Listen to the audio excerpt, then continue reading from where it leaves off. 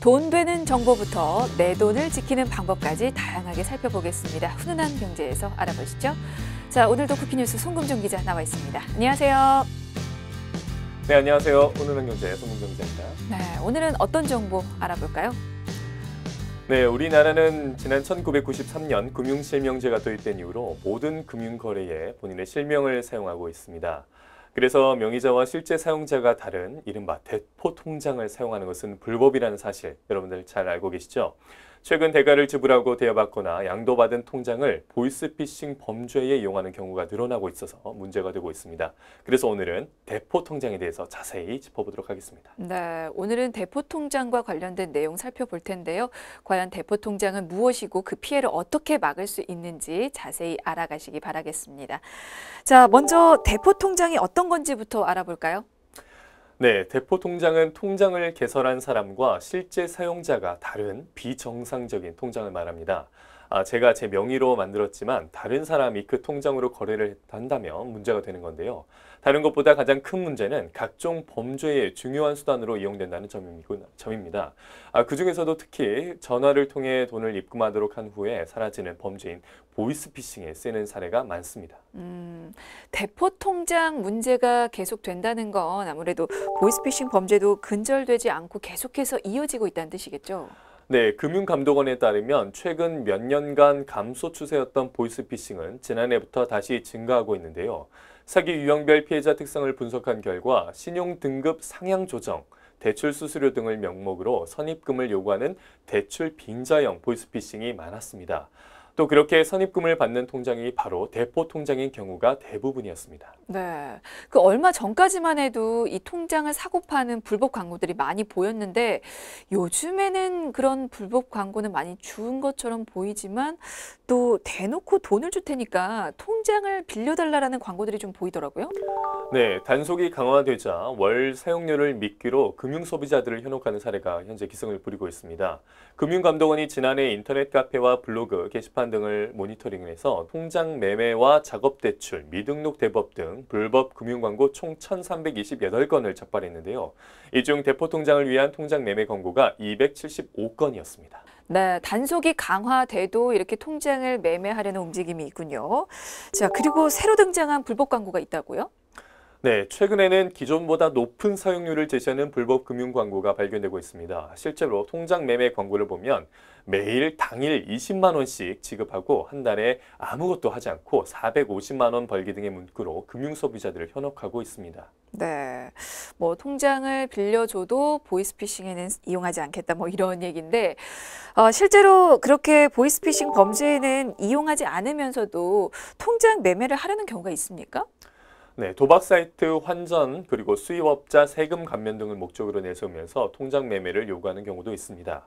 하지만 보이스피싱이 아닐 뿐이지 모두 다 범죄이죠. 사기범들은 이러한 현금 전달 이유가 세금 절감 목적이며 통장을 양도하는 것이 아니기 때문에 불법이 아니라고 속이고 있는데요.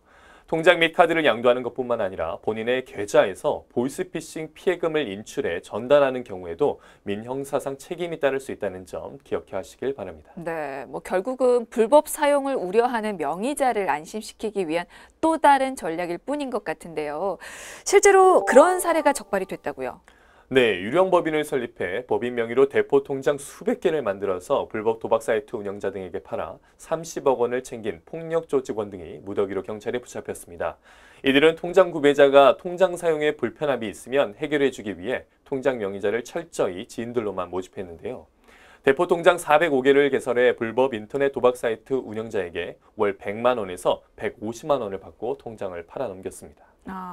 이게 돈을 주겠다는 미끼로 대포통장을 모집해서 팔아서 그 이익을 챙긴 건데 아니 지인들로만 모집했는데 그 많은 대포통장을 어떻게 모았을까요? 사실 요즘에는 통장 하나 개설하는 것도 너무 어렵잖아요. 맞습니다. 이들은 최근 개인이 통장을 개설하는 절차가 까다롭게 바뀌자 비교적 여러 개 통장 개설이 쉬운 법인 명의로 대포통장을 만든 것으로 조사됐습니다. 개인 통장보다 법인으로 만들면 더 쉽나요?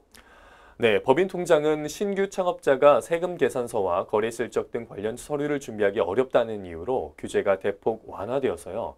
개인 통장과 기능이 다를 바 없는 법인 명의의 대포 통장이 증가하고 있는 겁니다. 그러니까 대포 통장으로 악용이 되는 건 개인 통장이든 법인 통장이든 똑같지만 어쨌거나 개설할 때 비교적 쉽다는 이유로 법인 명의의 통장을 만든 건데 그 실제로 개설할 때 필요한 서류를 비교해 보면 어떻습니까? 네, 정부는 지난 2015년부터 개인이 통장을 만들려면 은행에 재직증명서나 근로계약서 등 증빙 서류를 제출하도록 하고 일정 기간 여러 은행에서 통장을 개설하지 못하도록 하는 등 대포통장 개설 방지책을 강화했는데요. 하지만 유한회사 등 법인은 100원 이상 입금된 통장과 주민등록 등본, 인감도장, 수수료 부담 비용 등 40만 원 가량만 있으면 누구나 만들 수 있습니다. 여기에 통장 개설에 필요한 사업자 등록증도 저렴한 월세로 임대차 계약서를 만들거나 온라인 업종으로 등록하면 쉽게 발급받을 수 있습니다. 네, 근데 이건 저만 잘못 알고 있었던 건 아닌 것 같은 게 법인 명의의 통장을 개설하는 게 훨씬 까다로울 줄 알았는데 더 쉽네요. 네, 맞습니다. 지난 2016년 4월에는 신규 창업자의 경우 세금 계산서와 거래 실적 등 관련 서류를 준비하기 어렵다는 이유로 금융감독원이 시중은행에 신규 법인의 통장 설립 규제를 대폭 완화하도록 지시하면서 법인 통장 만들기가 더 편해졌는데요. 심지어 사업장 확인이 불가능해도 일일 190만 원 한도의 소액 거래 계좌는 개설할 수 있습니다. 이렇게 되면 개인 대포 통장보다는 법인 명의의 통장이 범죄에 이용되는 경우가 훨씬 많을 것 같은데 그만큼 법 규정의 허점을 좀 보완해야 되는 거 아닙니까? 네, 실제로 법인 명의 통장은 개인 통장보다 거래 한도가 높고 더 쉽게 개설이 가능하기 때문에 불법 도박 사이트 운영자들이 선호하고 있는데요. 법인 통장의 발급 절차상 허점을 이용한 범죄 관련 대책 마련이 시급한 실정입니다. 네. 근데 아무리 통장을 개설해서 빌려주면 일정 금액의 돈을 주겠다고는 했지만 그래도 어떻게 그 많은 사람들을 그렇게 쉽게 모을 수가 있었을까라는 부분도 좀 의심이 가는데요. 네, 명의자 가운데 3명은 돈을 빌린 뒤 갚을 양편이 안 되자 통장을 개설하는 방법으로 돈을 갚으라는 이들의 꼬드김에 넘어가서 통장을 개설해 준 것으로 현재 파악되고요. 대포 통장 개설이 불법인 것을 알면서도 그 일당이 폭력 조직원임을 가시하며 협박을 해서 어쩔 수 없이 명의를 빌려준 사람도 있었다고 합니다. 실제 일당은 명의자가 통장을 만들어 오지 못하거나 이 일을 그만두려 하면 둔기로 때리고 협박해 은행 업무나 운전 등의 일을 시킨 것으로 조사되었습니다. 협박을 하기도 했군요. 그럼 그렇게 팔아서 사용하던 통장에 문제가 생기면 이게 어떻게 되는 겁니까? 그때 해결도 명의자가 직접 나서서 해야 하는 건가요? 네, 불법 도박 사이트 운영자가 비밀번호나 OTP 카드 등을 잃어버리는 등 통장에 문제가 생겼을 때 명의자를 바로 은행에 보내 조치를 해주는 사후 관리까지 해준 것으로 파악됐습니다. 와, 애프터 서비스까지 아주 확실했군요. 자, 그럼 현재 어디까지 조치가 이루어진 상황입니까? 네, 대포 통장은 지급 정지 요청하고 허위 법인 역시 폐업되도록 조치했습니다. 경찰은 또 대포 통장을 사용한 불법 인터넷 도박 사이트에 대한 수사를 확대할 방침입니다. 그럼 자이든 타이든 어쨌거나 이 통장을 빌려준 사람도 다 처벌 대상이 되는 거죠? 맞습니다. 이들에게 명의를 빌려준 30명도 불구속 입건됐습니다. 다시 한번 말씀드리지만 협박이든 거래든 이들처럼 허위법인 설립의 명의를 빌려주고 통장을 개설해 통하면 처벌받을 수 있기 때문에 절대로 다른 사람에게 명의를 빌려줘서는 안 됩니다. 네, 결국 자신이 피해자라도 이 처벌을 받을 수가 있는 건데 만약에 대포 통장이 보이스피싱 범죄에 연루가 돼 있어도 마찬가지로 처벌을 받게 되는 거죠? 네, 자신의 통장을 대여해주는 경우와 이와 유사하게 체크카드를 대여해 비밀번호 등을 함께 알려주는 경우 전자금융거래법 위반으로 대포통장 처벌 법정형 기준으로 3년 이하 징역 또는 2천만 원 이하의 벌금형에 처해질 수 있습니다. 또 은행으로부터 비대면 거래 제한, 계좌 이용 정지 등 불이익을 받게 됩니다. 네. 자, 이렇게 처벌과 불이익을 받을 수 있는 상황인데요. 사실 돈으로 유혹을 하는 만큼 아무래도 대포 통장을 만들어서 빌려주는 사람들이 좀 줄지는 않을 것 같은데요. 어떻습니까? 네, 한 수사 과정에서 적발된 43명 중 대포 통장 대여자 28명은 용돈벌이나 부업이라는 인터넷 광고 등을 보고 명의를 빌려준 것으로 확인됐습니다.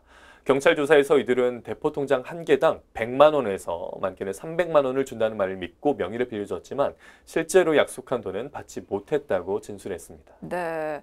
그렇게 돈을 준다는 광고에 혹해서 욕심을 냈지만 결국은 돈도 받지 못하고 범죄자로 전락할 수 수 있습니다.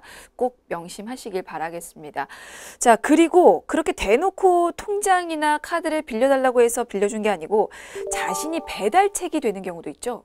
네, 그런 사례도 있습니다. 지난해 말 한 50대 실직자는 한 통의 문자 메시지를 받았는데요. 거기에는 고액 알바, 일당 지급, 불법 아닌 단순 배달 일이라고 써 있었고요. 돈이 절박했던 그는 대포통장을 배달하고 일당을 받는 대포통장 배달책을 하기도 했습니다. 배달책은 대포통장 한 개를 옮길 때마다 5만 원에서 10만 원 가량을 받으며 일을 했고요. 하지만 얼마 가지 않아서 결국 배달책으로 처벌받았습니다.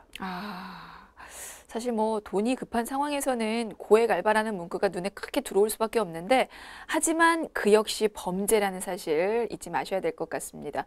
근데 사실 그 자신도 모르게 이렇게 대포통장이 악용되는 경우도 있지 않습니까? 네, 물론 그런 경우도 있습니다. 특히 일할 사람을 뽑는다면서 인터넷에 올라온 구인 광고들 중에 보이스피싱 조직들이 대포통장을 만들기 위해 올린 가짜 광고도 섞여 있는데요. 최근에는 통장 양도 불법성이 널리 알려지면서 대포통장 확보가 어려워진 보이스피싱 사기범들이 취업을 미끼로 구직자들의 절박한 심리를 노리고 접근하는 사례가 늘고 있는 상황이기 때문에 또한 주의하셔야겠습니다. 네, 그런 경우는 정말 구직자를 2번 울리는 셈인데 대표적인 사례 좀 보겠습니다. 어떤 경우가 있었습니까? 네, 보이스피싱 사기범들이 인터넷 사이트 및 문자 메시지를 통해서 아르바이트 모집을 광고하면서 사원증 발급 등에 필요하다며 통장이나 체크카드를 요구하는 경우가 있었습니다. 이력서를 보내온 청년에게 전화를 걸어서 합격했으니 반드시 필요하다면서 통장과 카드 등을 요구하면 그건 100% 사기라고 볼 수 있습니다. 근데 그렇게 자신도 모르는 사이에 통장이 범죄에 악용이 되면 정말 억울할 것 같은데 그런 억울함을 당하지 않게 하기 위해서는 어떻게 해야 되는 겁니까? 네, 어떠한 경우에도 타인에게 통장과 체크카드, 비밀번호, 공인인증서 등을 대여하거나 양도해서는 안 됩니다. 또 구직을 할 때는 그 회사가 정상적인 업체가 맞는지 직접 방문하는 등 꼼꼼히 따져보셔야겠고요. 또 불가피하게 자신의 계좌가 양도돼 자신이 모르는 거래가 발생한다면 즉시 계좌 개설 금융기관 콜센터로 전화해서 입출금 정지를 시켜서 피해를 막으셔야 하겠습니다. 네, 물론 그렇게 개인적으로 하는 노력도 굉장히 중요한데요. 정부 차원에서도 나서서 좀 노력을 보여야 되지 않을까요? 네, 그래서 금융감독원은 연령대별로 피해가 많은 보이스피싱 유형을 개그맨 신동엽이 소개하는 홍보 영상을 제작해 배포하고 있는데요. 먼저 구직자를 상대로 한 대포통장형 취업 사기는 20대 남성이 16.1%로 가장 많은 것으로 나타났기 때문에 20대 남성 구직자가 사기에 연루된 이야기가 홍보 영상으로 소개됐습니다. 네, 뭐 통장이나 카드를 타인에게 양도하는 건 금융사기의 시작이 될 수 있기 때문에 특히 사회초년생인 청년들은 더 주의를 기울여야겠죠. 자, 그리고 그 외에 또 다른 어떤 경우 소개되고 있나요? 네, 검찰이나 금감원 등 정부기관을 사칭해 피해자가 범죄에 연루되었다고 겁을 준 뒤에 돈을 입금하도록 하는 정부기관 사칭형 보이스피싱은 사회초년생인 20대에서 30대의 젊은 여성이 지난해 50.6%를 차지해 가장 많았습니다.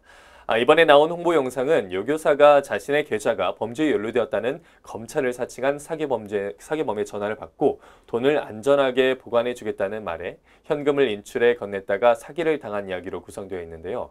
이 영상은 금융감독원과 검찰청 홈페이지 그리고 공식 SNS에 올라와 있으니 한번 직접 보시는 걸 추천드립니다. 네, 알겠습니다. 자, 가볍게 생각하고 빌려준 통장과 카드, 그게 자신도 모르는 사이에 범죄에 이용이 된다면 여러분 자신도 금융 범죄자가 될 수 있습니다. 그 경우에는 형사처벌 대상이 될 수 있고요. 또 피해자에 대해서 손해배상 책임이 있는 데다가 또 금융거래가 제한될 수 있다는 사실 항상 유의하시길 바라겠습니다. 자, 오늘 훈훈한 경제는 여기까지입니다. 지금까지 쿠키뉴스 송금종 기자였습니다. 고맙습니다. 고맙습니다.